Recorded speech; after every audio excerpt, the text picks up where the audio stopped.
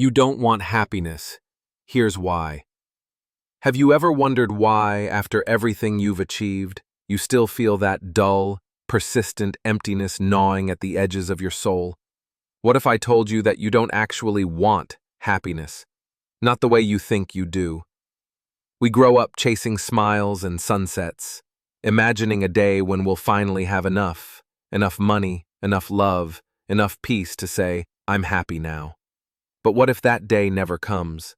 What if you've been lied to about what happiness really is? What if, deep down, you don't want happiness at all? You want something much bigger? Think about it.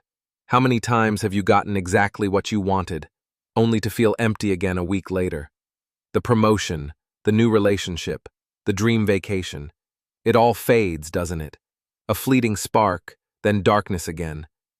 No one wants to admit it, but I will.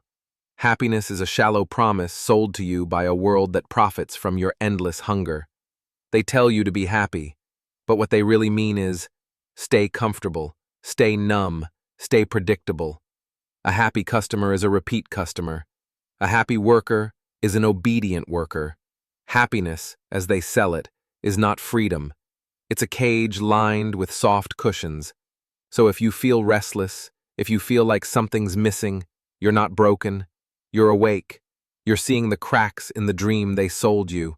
Happiness, the way they define it, is a drug, a sweet little pill to keep you sedated just enough to forget your hunger for something real. Because real life is not a constant state of bliss. Real life is struggle. Real life is growth. Real life is heartbreak and triumph, chaos and order, death and rebirth. You don't want happiness. You want meaning. You want purpose. You want to feel alive. And here's the truth no one wants to say. You can't feel truly alive without pain, without uncertainty, without moments where you stand at the edge of everything you know, terrified and trembling, and you leap anyway. Look back on your life. The moments you felt most alive, were they peaceful? Were they safe? Or were they raw, wild, unpredictable? A kiss you weren't supposed to steal, a risk you weren't supposed to take, a loss that cracked you open and showed you the depths of your own soul. Comfort is not your friend.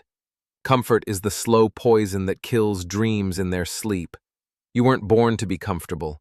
You were born to transform, to carve yourself into something greater than yesterday's version of you, to shatter your illusions again and again until only truth remains. So why do we cling to happiness? Because it's easy. It's safe. It tells us we're fine as we are, that we don't have to change. We don't have to confront the shadows we buried long ago. But shadows don't die just because we ignore them. They wait. They whisper. They grow. And maybe that's why so many people feel numb, restless, lost, because they traded the burning fire of meaning for the lukewarm bath of comfort. So I ask you, what would happen if you stopped chasing happiness and started seeking truth? What would happen if you let discomfort guide you? What would happen if you chose meaning over pleasure, purpose over comfort, courage over ease? Maybe you'd finally see that the pain you've been avoiding is the doorway you've been searching for. Maybe you'd realize that the darkness you fear holds the treasure you crave. Carl Jung once said, "No tree can grow to heaven unless its roots reach down to hell." If you want to touch the stars, you must first make peace with your own darkness. The happiest people you know, the truly fulfilled ones, are not the ones who chased comfort. They're the ones who stared into the void and dared to build a bridge across it. They're the ones who lost themselves, broke themselves, reinvented themselves, over and over again.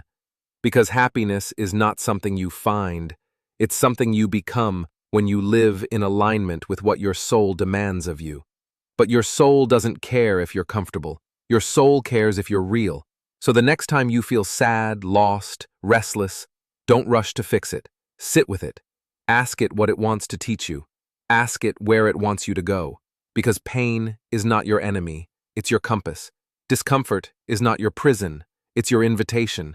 You don't want happiness. You want to stand at the edge of the known world and watch it burn. You want to stand barefoot in the ashes and feel your heart pounding like a drum that says you are alive. You want to love so deeply it breaks you open. You want to fail so spectacularly that you discover who you really are beneath the mask. You want to dance with the chaos, to swim in the deep end of your own becoming. So let the world keep chasing shallow happiness. Let them numb themselves with the next shiny distraction. You are here for something more. You are here to wake up. To remember who you were before they told you who to be. To remember what you knew before they sold you their version of happiness. The truth is simple. You don't want happiness. You want to feel everything. The agony and the ecstasy. The terror and the freedom. The death and the rebirth. So tear up the script. Stop chasing what they told you to chase. Turn inward. Follow the thread of your own curiosity. Stand in the fire. Let it remake you. Because the only real tragedy is to reach the end of your life having never truly lived, having never truly risked, having never truly felt. So go. Trade happiness for meaning. Trade comfort for purpose. Trade safety for truth. And when they look at you and ask why you're not like them, smile. Because you know something they don't. You don't want happiness.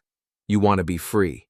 If this awakened something in you, share your thoughts below, leave a like, and subscribe for more.